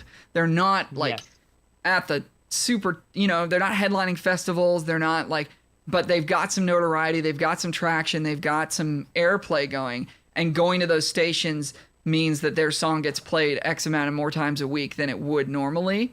But man, I've seen firsthand a lot of smaller artists going in there, and the radio station, there's super nice people. Everybody's super nice, welcoming, happy that you're there, supportive, but the same story of just, we can't play this song. And it's like, cool, I just spent $500 to come here. Like, that's brutal. Maybe you could have told me this over the phone, The tier thing is exactly what I was going to say, though. Is like, I feel like there is that like magic period where you're just sort of like, like the song is the shit. You have a fucking great song because you've released a bunch of songs before this. You got a bit of a fan base. Well, you got a decent fan base. You released a bunch of great material. You got stuff on YouTube. And it's like, this song, I've invested in it. I have the money to do this radio tour. And if I can get enough people to play it, and these radio stations have already maybe played some of my other stuff before, or they will play this song. And it's like, if I can get this, just nudge this song over the edge so that it maybe can, do something decent. But yeah, I agree. Like if you've never released a song before, even if you have, even if you've had a song on the radio, like it's really tough. It's really, really tough, especially in Canada. Expensive. And it's so expensive. And it is funny that the bigger artists don't do it too, which is true. I don't think they do. I mean, maybe I'm completely wrong about that. But I don't think that they probably bother. do a press. Well, they do a press tour, as in they maybe do go to radio stations, but they're massive radio stations. You know what I mean? Yeah, I mean, sure, they would show up at like the biggest stations maybe, but I mean, if you're already getting, I mean, I don't think The Weeknd is doing visits at Virgin Radio. No.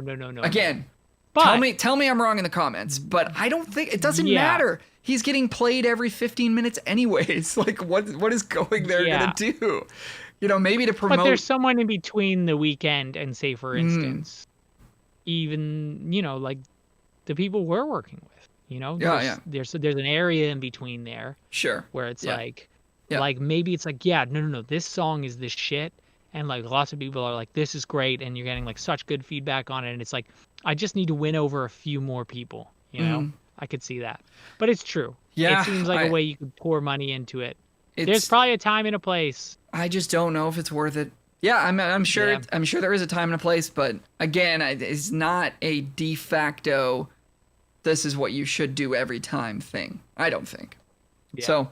And that being said, also too, it depends on your angle, right? Like, if your angle is like, I'm gonna be a label artist, I think it's just they just get you to do that? I mean, if the label's paying for it, then sure. Yeah. Like that's maybe a little bit different. Maybe that's where you're on the level of like this matters to do. But I wonder if you're an independent person and you plan to be independent. Like what's his fucking name? Holt loves him. He's from Nashville and he's doing quite well. He's played like everywhere. He's a singer-songwriter. He's independent. The idea is he's doing really well and he's independent. Yeah. And like not like really well, like, oh, I'm fucking like Carrie Underwood. Not literally, like I am Carrie Underwood. But like yeah, like if you're trying to do that, maybe that factors in, Maybe. Like, I I don't mean, know. if you're an I don't know. indie, if you're a successful indie, then you have to know how much money's coming in, how much money's going out. And Yeah. like every one of those dollars that's going out needs to be returning something to you. So Yeah. like if you've been doing it for several years and you're an indie, like you can't afford to be incinerating money going from station Yeah. to station who's never going to play your song in a million years, you know? So like that would be another thing. So if this person is doing that, then they know that this is working for them in some. Jason Isbell, that's his Oh name. yeah, Well, yeah. and in his case, because he is like pretty darn successful and he doesn't have a label in his pocket, Yeah. he's making crazy money. That's great. Yeah. Yeah. Yeah, Yeah. so I mean also Depends if on your is goals. he American? He's American. So maybe it's a little bit different down there in terms of like the radio formats that are available and I don't know if he does and radio the tours. support. I'm just Oh, saying okay. it might be different for someone like Yeah, him. You know what I right, mean? Like, right. because it's true. If the label's paying for it, great. Who gives a Yeah. shit?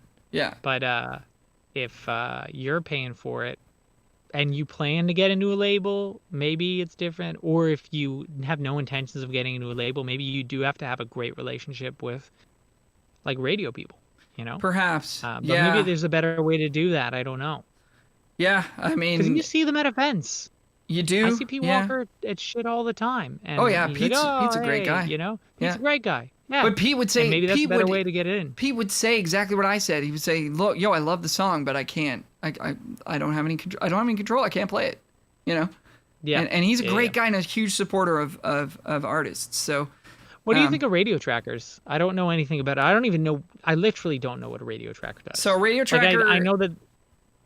Okay, so a radio tracker is somebody that you pay to sort of like liaison between you and the radio stations. So presumably they have some kind of relationship with the stations, and therefore if they bring something to those stations, it sort of comes with a seal of approval of like, I wouldn't be bringing this to you if I didn't think it was good.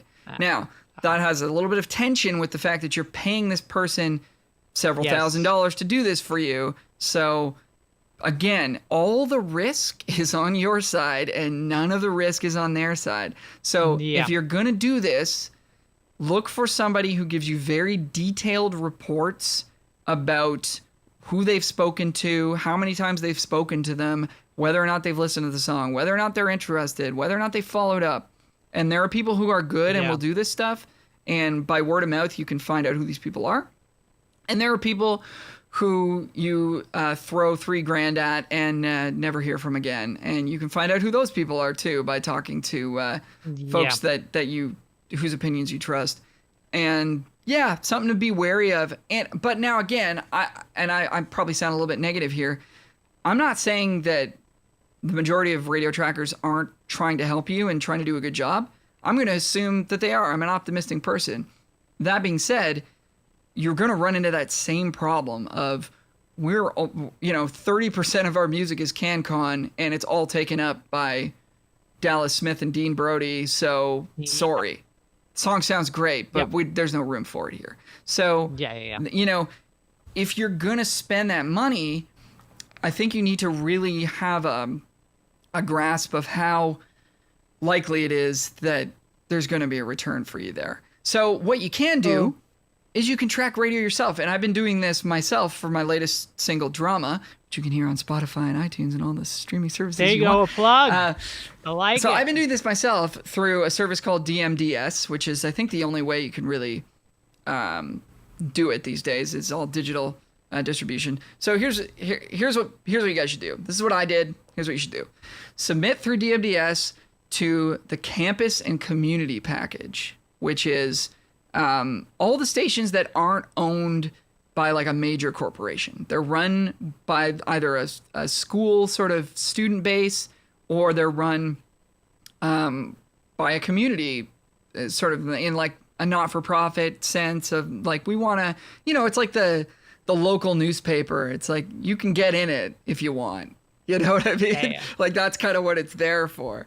And these stations are great because they actively want to play new music, and they're looking for it. So the, they're all going to be a little bit different. They're going to have a lot of character and a lot of different like flavor to them, but they're all going to be very interested in sort of giving new music a shot, right? So you submit to them through DMDS. Costs about, I'm going to say $400 to $500 to do this. So it's not cheap, but if you're thinking that per song, yeah. But if you're thinking that you want to actually take a crack at radio, I mean, this is still like a sixth of the cost of hiring a tracker and going to the major stations. So let's keep that in perspective. So then what you do after you've sent it is you get a report saying who's looked at it, who's downloaded it, and if they downloaded it, there's a chance they might be playing it.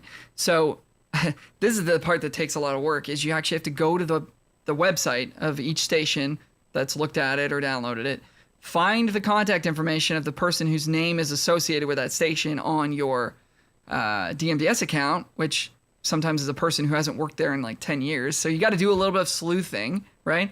And then email these people very graciously being like, hey, look, I sent you this song. I saw that you may listen to it, wondering what you thought. If you'd be willing to play it, that would help me a lot. Let's chat, whatever. Try not to do a whole lot of copy and pasting. Sean said that on a podcast recently with us.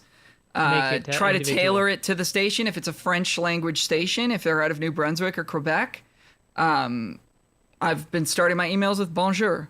I do the email in English because I don't speak French. But it's just a little thing to say like, I know who you are. Could you imagine?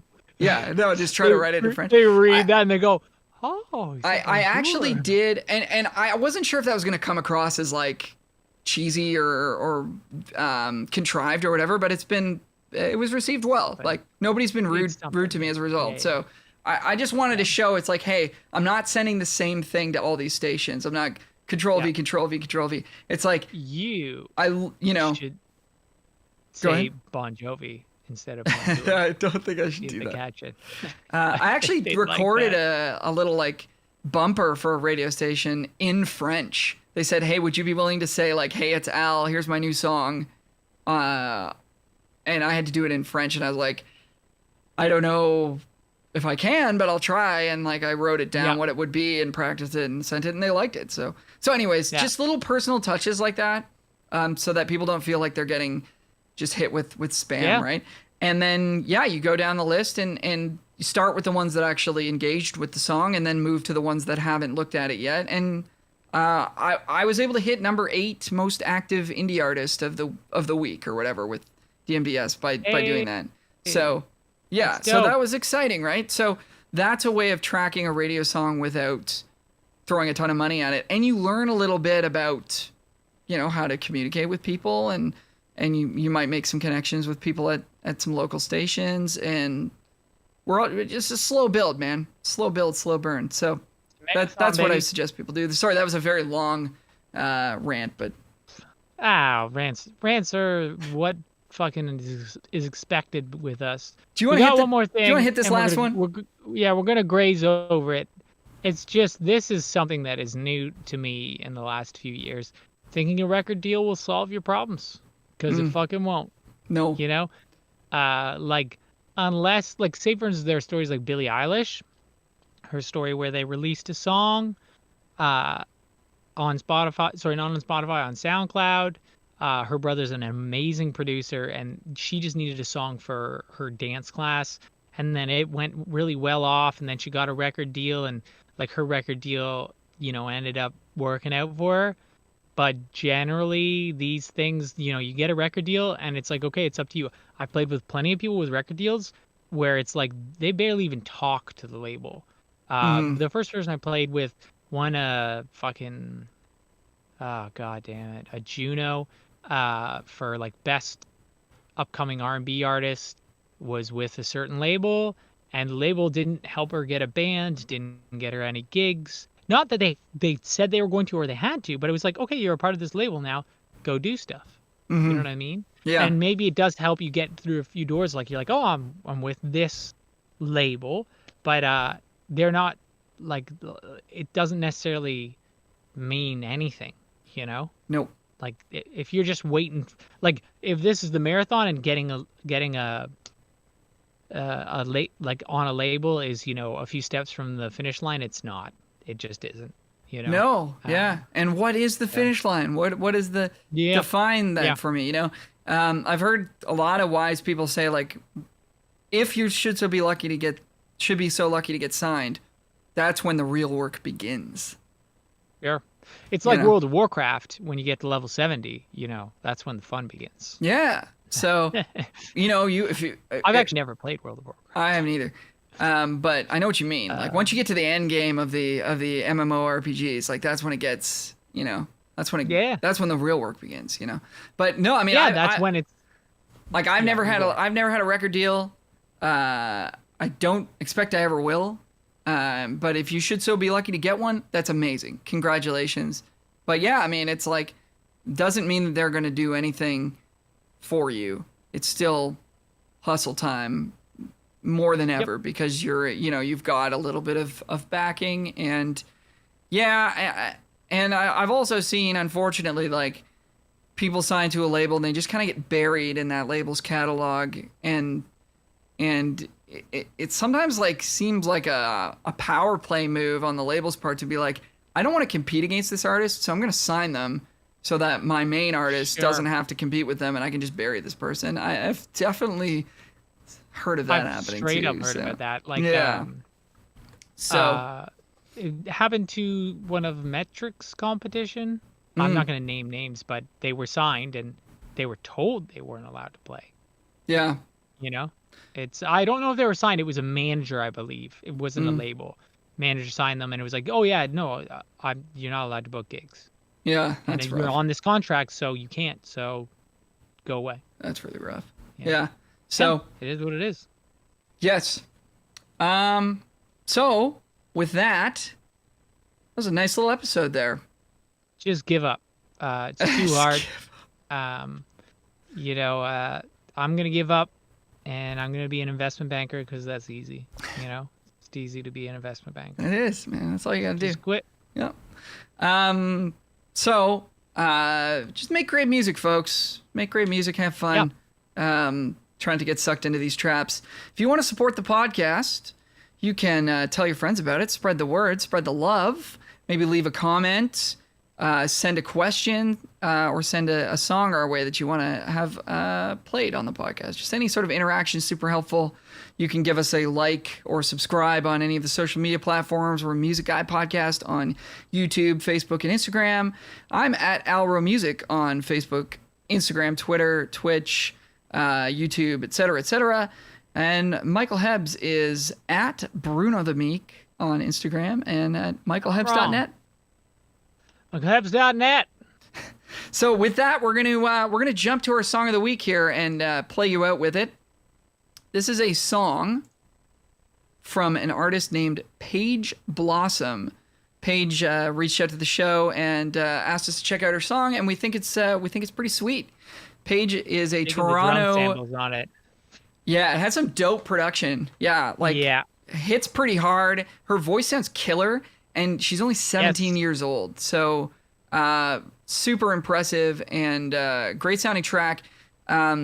This is from her debut EP, Vincent. Paige is a Toronto-born and based artist of English, Scottish, and Polish background. Like we said, 17 years old. One of her tracks, Scared to Love, recently won top place in the Top 10 Mid-Year Song Contest hosted by Claudia E. Records in Australia. And the tune is called Van Gogh. She says her influences are Taylor Swift, Billie Eilish, Demi Lovato. I can hear that. This is off of her debut EP, Vincent, and the song is called Van Gogh. Thanks so much for listening, everybody. We will see you guys. Go the fuck out of here. Yeah, we'll see you guys next week. Bye for now. Bad, bad place. I'm gonna start that again, so it's not halfway through. I'm in a bad, bad Sorry. place. I'm gonna stop talking now, so I can do this. I'm in a bad, bad place. Now that you're gone, I don't know how to fill the space. You left me with a hole in my heart. No warning signs, hit restart. Yeah, it's a cruel, cruel world. so dark and lonely. Oh, what does a girl need to do to feel good inside? Maybe it's not another guy. You used to make me feel good. Now I need somebody to rescue me. Every time I need your love, you're so heartless. Every time you hurt me, you're like an artist. You used to make me feel good. Now I need somebody to rescue me. Every time it's my fault, you put on a show. I know I need to let you go, and you go and go. Here comes another scene. Here comes a writer, this ain't never rain. I'm the villain every time, guilty for every crime. I always make mistakes, trying to be better when you're the one who breaks. You have a way with words and you use them like swords. Every step kills the love I had for you a little more. You used to make me feel good. Now I need somebody to rescue me.